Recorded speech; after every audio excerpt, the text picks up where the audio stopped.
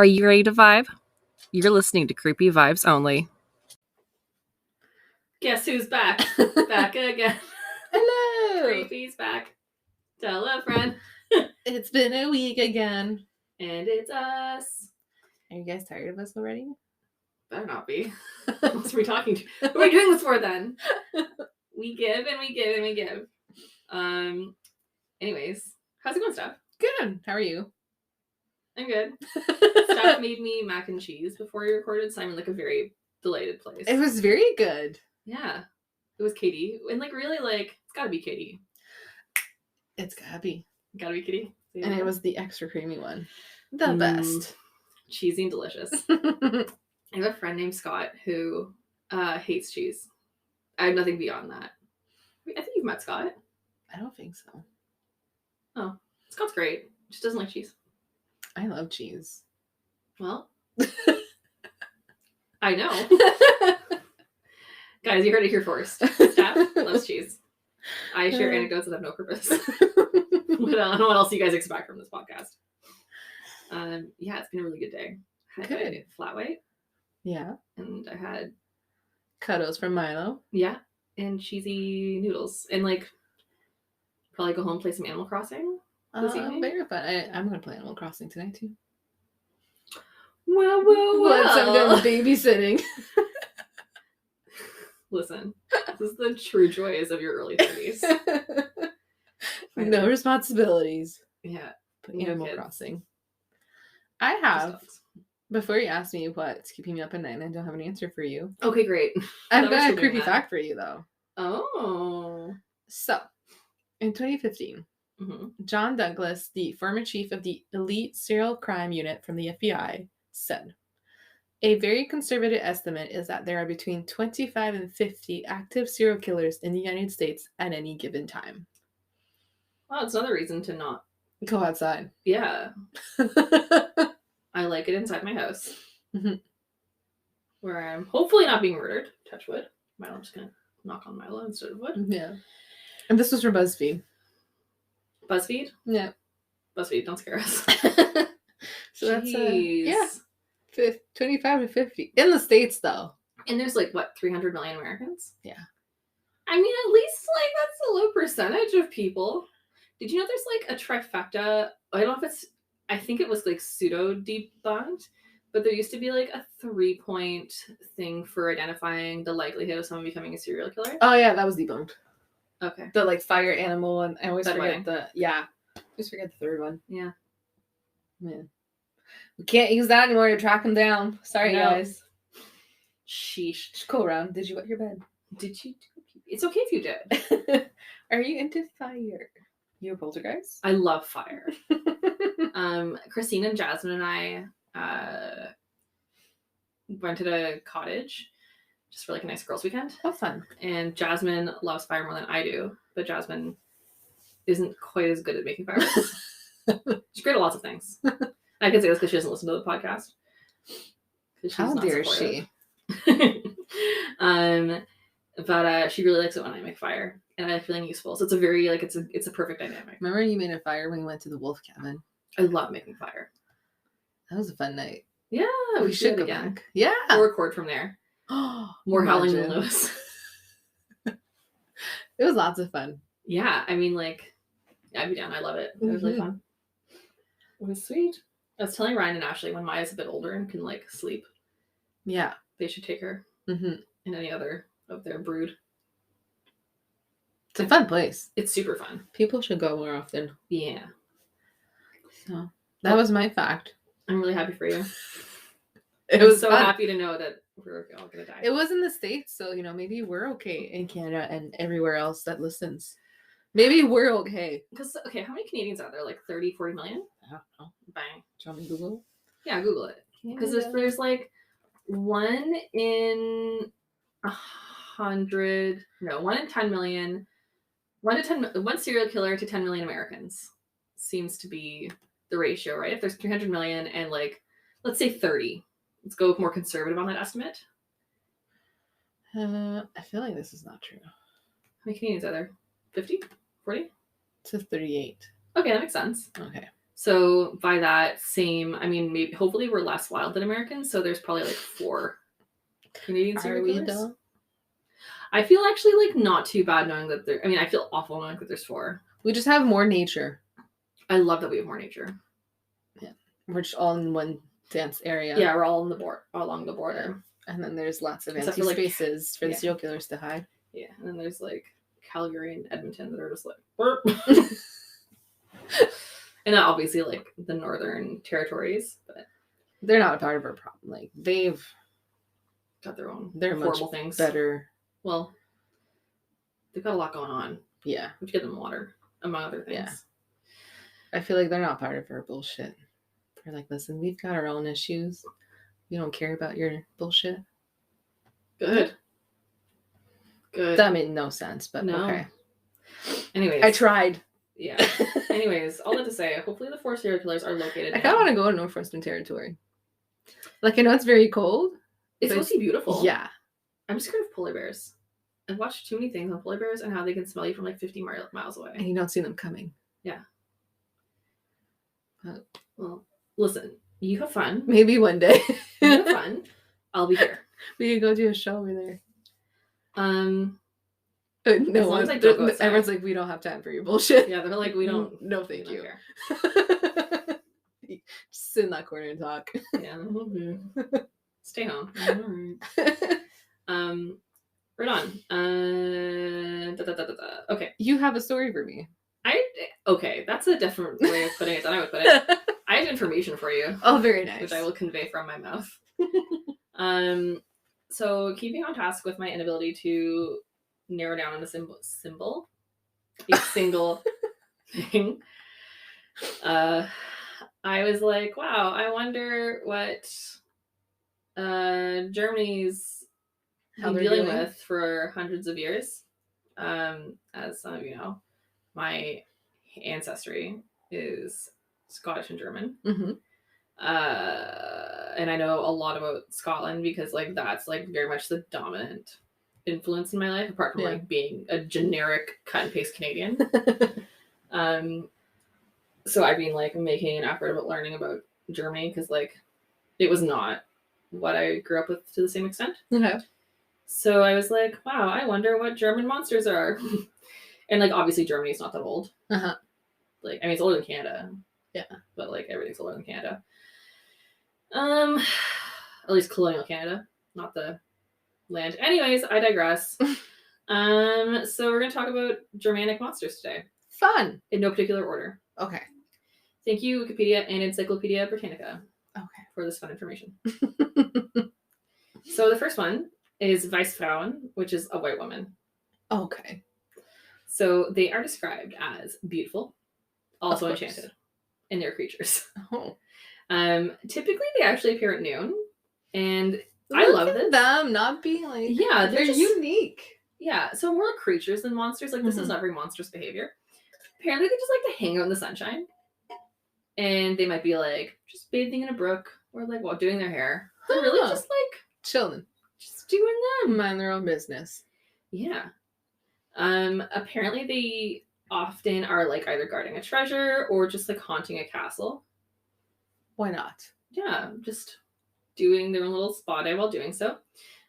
They encourage people to try to break through their spell, but people always fail.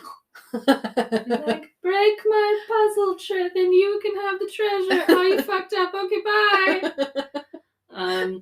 They date back to the Middle Ages. Okay. And apparently they're also related to the Dame Blanche in France and Witte Wieven, which is the Netherlands version. And there are also legends regarding the Weissfrauen that are equivalent to like the White Ladies, which I mentioned in Ghosts of the UK. Mm-hmm. And in the the Alpine regions of Austria and southern Germany, they're called Salgefrauen or just Salge. Okay. Or Salige. Salige? I don't know. My don't ask ask not me. good. I can order a beer and that's pretty much what it is. So next is the Druid. Druid. The Druid. Do you know that? Druid? It's in D&D. Is it not? That's a druid. Oh. It's a druid. Druid. I was like, wow, you know about this. So it's a malevolent spirit that is of the night. Some would call that nocturnal. So it's like a kobold or an elf or a hag. It's like a sprite. They're typically actually associated with nightmares. And they were alleged to participate in what's called the Wild Hunt. So the Wild Hunt is like a collection of like entities and like bad banums who would like go on like soul reaping. Oh. Yeah. There's a Witcher. You know the Witcher series? I know of it. So the third game covers like the Wild Hunt installment of like the books. Okay. And the TV show, I imagine, will go there. Stay tuned. Enjoy Henry Cavill in all his glory. They're also considered a particular class of demon. See, when I've like heard of the Wild Hunt, but more that it was like demons and they're like huntsmen looking for lost souls. Yeah. That's the version I've not that necessarily was like creatures. Well, they're like demonic creatures. Yeah. Yeah. But yeah, they're reaping. Yeah. So they're getting lost souls and being like, very cool. Reap. You're mine now. Bye. Yeah. And there's a word called Druidenfuss, which literally means druid's foot. And it's the pentagram symbol. Oh. I'm showing Steph a picture of it. Oh, very cool. Arms. Yeah. Okay. Next, there's the Erdhenne. Who? Erdhenne. Don't know him. Wow. You're about to. This is my favorite. This one I think actually like it reminds me of you. Oh. I don't know how you feel about that. It just has the same energy as you. So it remains unseen. Okay. And it only communicates with people that live in its home by clucking loudly. The same way like a chicken would call chicks. Okay. And it does that so that it can warn the people who live in its like home of dangers threatening them. Okay. So apparently it also answers questions if you're asked about like the danger. Or if you ask it about the danger directly, like if you're like, what's kind of Stephanie, is it coyotes? You'd be like, bark.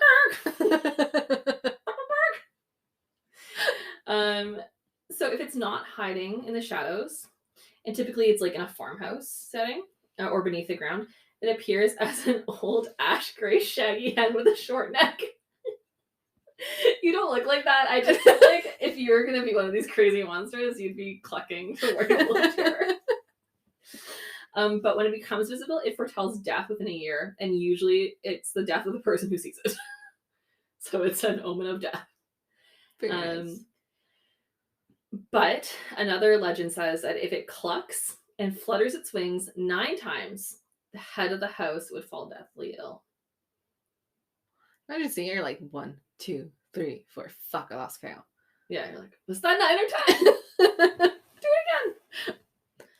again. Very fun. Yeah. That one's sassy. I like it. Yeah, it's just eclectic. So next is the Nachtseher. So it's a type of vampire. Oh.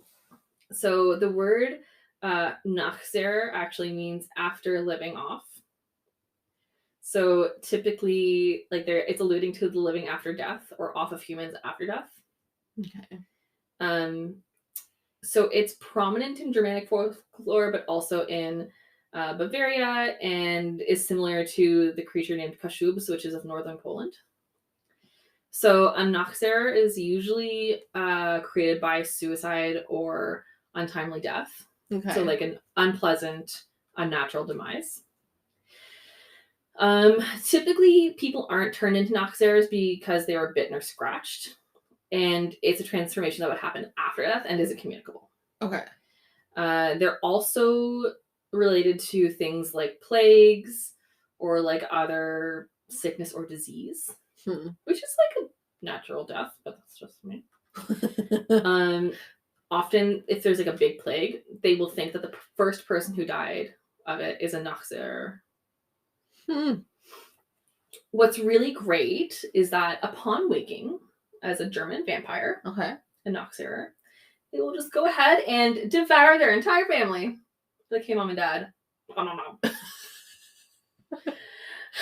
They also will eat their own bodies, including their funeral shrouds, And the more of their own body they eat, the more of their family they physically drain. Which is really gross. Yeah. So why does every one of your story involve someone eating someone? I don't know. What is wrong with you? It's just neat. I mean, anyways. Some people think that like the concept of this is inspired by bodies that were like in open graves that were eaten by rats. Okay. You scared me at the first part of that sentence. Oh no. Anyways, that's it. I'm not gonna tell you anything more about those because it just gets worse. Let's talk about Lorelei. Okay. Gilmore Girls. Good for her. So according to Germanic folklore, there was a nymph named Lorelei. Mm-hmm. And she lived on a rock in the Rhine River, which is like a big fucking river in Germany. Okay. And she would wear white, and then in her hair she had like a wreath of stars. So very pretty. She was super hot, super gorgeous, skinny legend. But also she was a siren. Not right. As you may know, sirens are not nice. To other people, to themselves, they're fine. No, they love themselves. Yeah, I know. If you can't love yourself, how are you going to devour anybody else? So she would sing her siren song, and sailors would be like, dope, I'm going to go see Lorelei. And they would sail up to her and would never come back.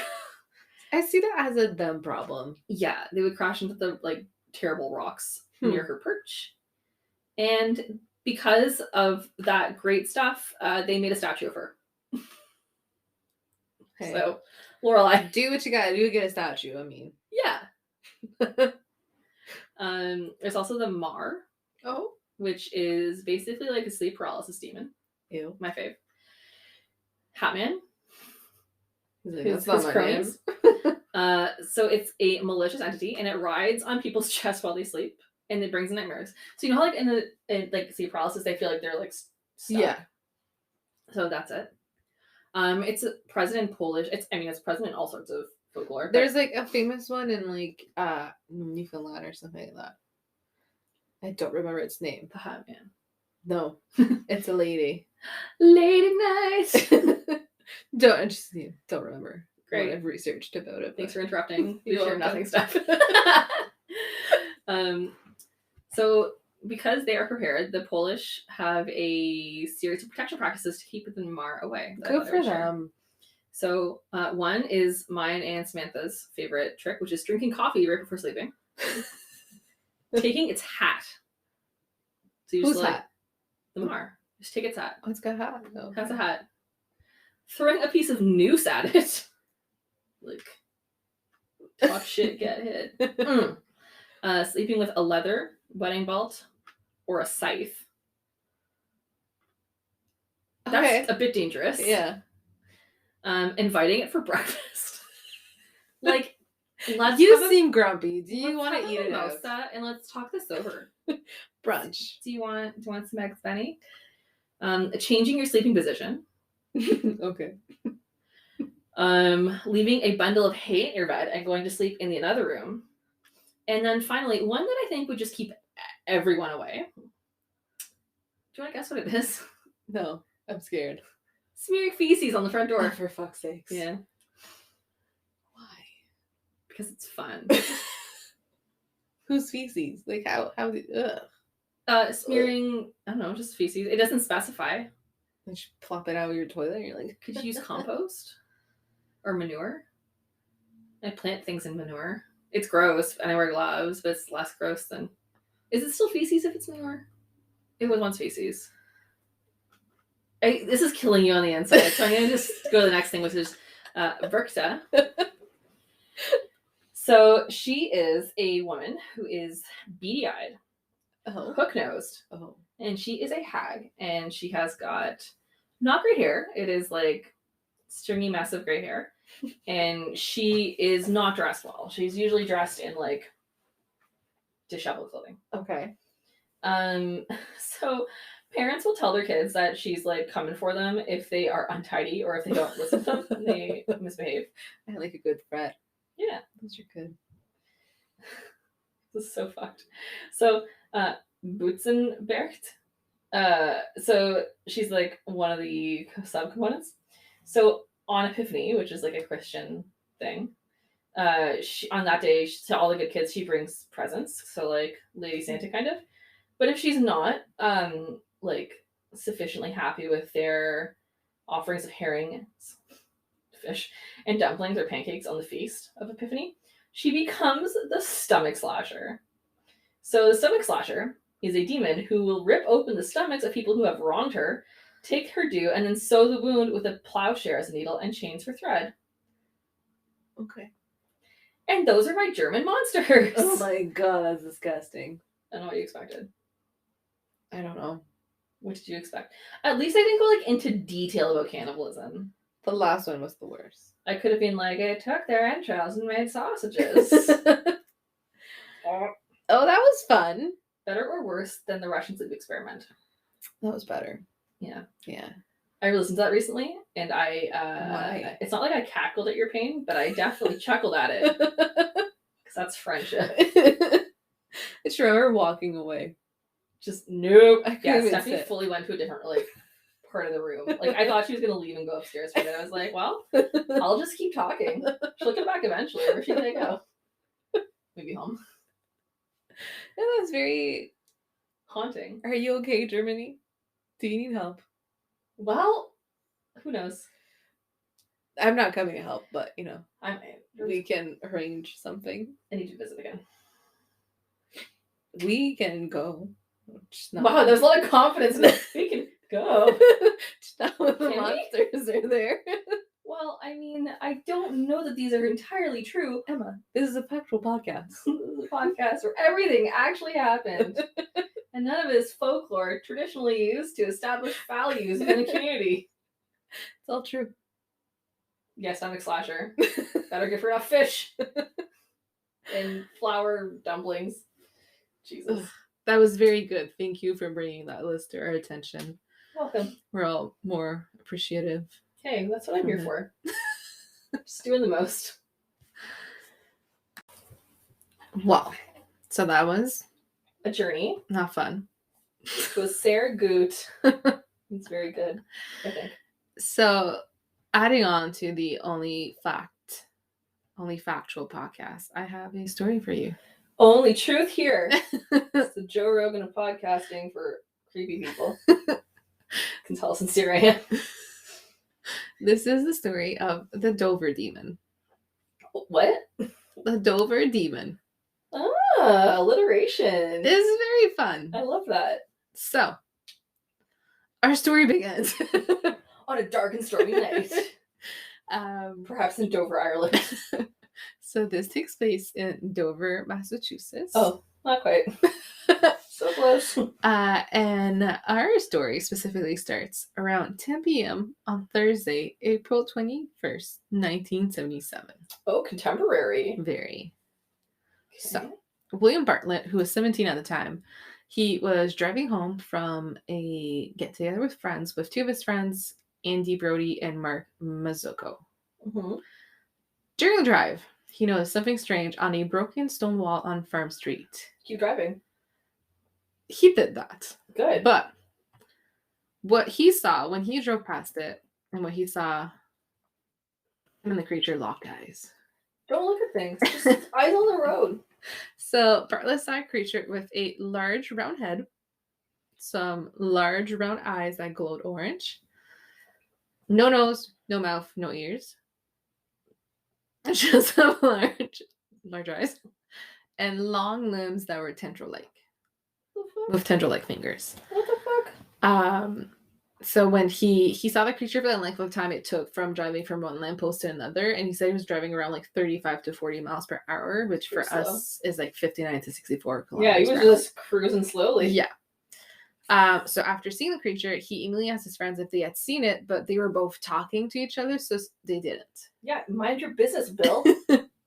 So they actually convinced him to drive back around and go see the creature again. Fucking teenagers. So he turned around, went to the spot where he saw the creature, but it was gone. Yeah, mind your business. Don't fuck around. But the boys, they were like too scared to go out and look for it, so they're like, well then, good. Bye. Move on. They drove away. So the sighting actually terrified Bartlett, and so because he didn't recognize it, he had worked with animals, so it wasn't something that looked like an animal of this earth. Yeah, I don't think so. So he couldn't explain it off, and basically when he got home, he drew a detailed sketch of it. I will show you the sketch. Okay. It's very fun. I'm trying to find a better picture of it. Was he smoking the reefer? No, so that's what people were like, oh, you guys were like obviously under the influence. He's like, listen, we were looking for beer and we had not found beer at that point. I mean, you know what? Same. So this is what he saw. He looks like a giant frog, gecko, salamander. He's a good draw. He's a very good drawer. He's a professional artist now. Do you think maybe he was garnering fame for his fledgling career? We'll talk about that later. Okay. Because perhaps that's a good way of doing that. No.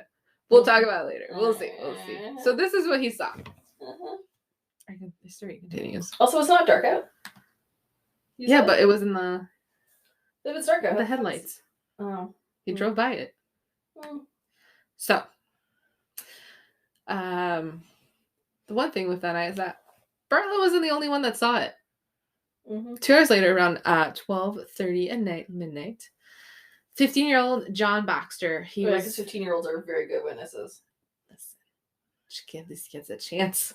You and I were 15 at one point. I would not have trusted us either. I never left the house, so I wouldn't seen shit.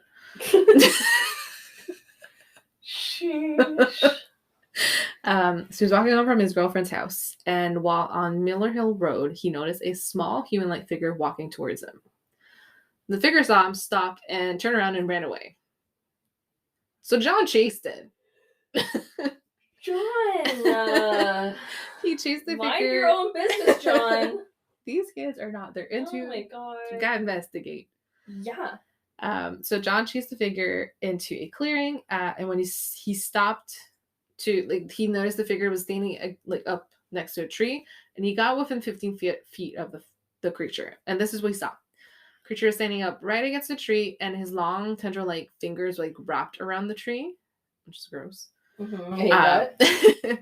Again, large round head with round glowing eyes. Great. And that's when he realized it wasn't human. Yeah. There wasn't a creature, an animal that he recognized, so he ran away. John, get your shit together, John. John also made a sketch of what he saw. This is what he saw. John's also really good at drawing. Is John also a fledgling artist trying to start a career? No, we don't know more about him after this. Oh, wow. How credible. So this is John's sketch. Mm-hmm. We will post these. Yeah. So the thing is, we're going to have 2 sightings. It didn't stop there. Great. Following night, again midnight, this teen, I don't have their ages, but Abby Brabham. Because teenagers would never make something up for clout. Abby Brabham and... So teenagers, I'm not trying to attack you. I was you. I'm very nice to teenagers, guys. Teenagers, I was you, and I remember being wild. I love you, but I also don't entirely. So that Friday night, Abby Brabham and her boyfriend, Will Tater, were driving down Springdale Avenue. And they also saw a creature. On the side of the road, they saw a creature with tannish beige skin, large round head, large glowing eyes, but they said it was green when they saw them, with tendril-like limbs, crawling on all fours. Did they also draw a very nicely drawn picture? They did not. Oh. They fucked off. Yeah, right move. When they were like, what the hell is that? Didn't recognize it. They just, boom, gone. You know what I'm saying? So then the kids talked about it to their parents, what they saw. The kids who drew sketches showed it to their parents. And then like the town started talking about it because people were starting to get scared. Did they all go to the same high school? Yes, but it was spring break. So high school was not there. Mm-hmm. So that's when people started connecting the dots, connecting that the 2 boys had made the same sketch within, they weren't friends. So basically this story too grew something that there was a strange creature in Dover, Massachusetts, And basically, the media went wild. Yeah. Reporters fell into the media frenzy into the town. They came over, asking questions. They want to answer on what they had called the Dover demon. So in the press conference, the local authority actually supported the kids. The chief at that time, the police chief, he knew the kids personally, and he said, these are not the kids. These are very reliable kids. They're not the type to want attention and like make something up. They're not connected to each other. So it's not like a group of friends that would be like, hey, this would be like, they weren't friends. So what will be the point of the three of them? Tourism. At 15? Maybe they were prompted to. You don't care. I do care. No, I mean, like, at 15, you don't care, not you. I mean, maybe your parents tell you to. No. Okay. So the police backed up the teenagers. You're really the Mulder of the two of us. You just want to believe. No, I'm just giving people a chance. Not being all, like, shutting down shit. Give it a chance. Give it a chance. Okay, fine. So they believe that the teenagers did see something, and it wasn't something that was known of the area. And they also, when, again, reporters were like, oh, well, this is obviously a hoax, like the teenagers, for the same reason you said, and that's where the police officer backed them. The chief of police said no. It's like, I know these kids, it's not something they would do specifically. What if it's like a weirdo in a suit? It could be. So, after all of this, there are no more sightings, so the media lost interest, and the town, in a way, like, moved on. I kind of wondered when they would next see the Dover demon. But a very well-known cryptozoologist, Lauren Coleman from Maine, actually came within the week of the sightings to investigate. Lauren on the case. Yes. So Coleman, he, like I said, within a week came and he interviewed the teens immediately. And he also said that he didn't think the teens made it up to create a hoax. And that they legitimately, like, saw something. We just don't know what it is. And then he started investigating it in the more, like, the police kind of, like, shut it down. But, like, shit happened. Well, guys, on to the next case. Good work, boys. And I think that the police were more involved in the, like, media frenzy part to cool it down, not protect the kids, but, like, maintain order. Yeah. So one thing Coleman noted is that what the kids had saw, there was nothing similar to that in the world, in the sense, like, it doesn't, like, when you guys will see the picture, like, it doesn't really look like something. Like, imagine if a salamander was and a human had a really fucking weird baby with long fingers. Yeah. Like, it's just weird. He said, like, the sightings don't match description of, like, the most notorious cryptids of the era. So, like, it doesn't match, like, Roswell aliens. It's not. It kind of is alien looking. It has the head. Yeah. Yeah. It's like, it's not the chupacabra. Like, these were the most famous hoaxes of the time. Didn't match that. So he really believed that it was a unique phenomenon, not connected to other cryptids. And there are some people that gave possible explanations. So a lot of people said that, well, it actually was a horse or a fowl. Foal? A foal? Foal? A baby horse? Definitely not a horse. Yeah, foal. Yeah. That's not a fucking horse. So Coleman went to local horse owners to see if they had a missing horse, and they were all accounted for.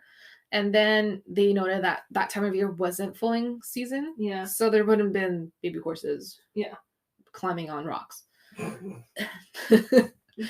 Then other people were like, okay, well, if it's not a horse, it's a calf or a yearling moose.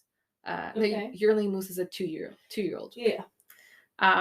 But in central Massachusetts between 1977 and 1978, there's only two moose. Yeah, two mooses, yeah. That were reported in the area. Huh. So it wasn't them. And then he also noted that in April, a yearling moose would actually be 600 pounds and much bigger than the car. So you would know that it was a moose. And then specifically, Coleman said, to have a bipedal moose with long fingers and orange skin and no hair and no nose would be more of a phenomenon than the Dover demon. Yeah, that is actually quite accurate. Yeah. I think it's someone in a suit. That's my vote. I don't know. So Coleman basically said, like, we don't know what it is, and it's okay to know what it is. but it isn't. Totally. But he did note that it wasn't a coincidence that it did happen in that area, because there's actually there tends to be a lot of weird legends and weird stuff happening in that area. Specifically in the 1600s, there were sightings of the devil on horseback. Roanoke. So he was there. There's also specifically on Farm Street a lot of legend of like some buried treasure and the devil guarding it, and there's some like evidence of like digging along the rocks where normally you wouldn't dig. So there's some weird shit. And specifically speaking to maybe the Dover Demon, in 1972, a Mark Senat, I don't remember the age, he was younger. He was driving around in the woods with his friends, and he saw a small creature with glowing eyes in the wood near a pond that didn't resemble to anything. Oh. So this was about 5 years earlier. I hate that. Yeah. So upon doing, like, he looked into it, and then also everyone kind of looked into the sightings themselves, and they've noticed a few things about the sightings. Not only are the sketches very similar, but they all come within a 2-mile radius of each other, and they form a straight line, and they're all next to or near bodies of water. Huh. So maybe the water attracts it. Satan has entered the chat. So in a recent interview in 2006 with Bartlett, who is now, I mentioned, professional artist, he still believes that what he saw was a creature, something unknown. And when reflecting back on the sighting, he said that he wished he hadn't said anything, because he's slightly embarrassed to have been involved and have that attention. Because he'll say that even like there's still people doing research on this, like they'll find his names in books, and he just doesn't want that attention. And aside from that one sketch that he drew, he never made art or anything involving the Dover Demon, because he doesn't want people to think that he is profiting off of it. Oh, well. So shame on you, Emma. I mean, you can say that. And he specifically said like he kind of wished that he had made it up, because it would have been something that would have been profitable for him to make. Yeah. But he's never made art about it. But he has made art, and people probably found him because of that. Well, yeah, he was about it, but he... Mm-hmm. He says... The convenient lines, sir. So basically...